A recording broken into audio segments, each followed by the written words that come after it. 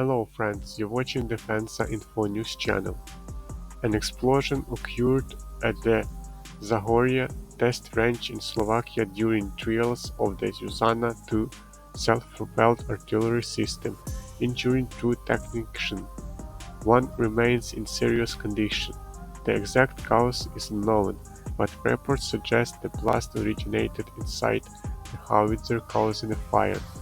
Zuzana 2 is a modern 155 mm self-propelled howitzer developed by Slovak company ZTS Special.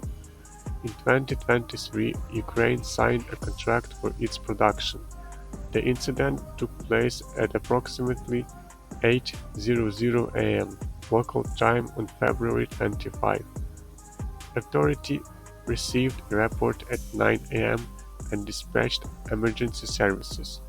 Some speculate the test involved artillery units intended for Ukraine. Thank you for watching, put the likes, write comments and subscribe to the channel Defensa Info.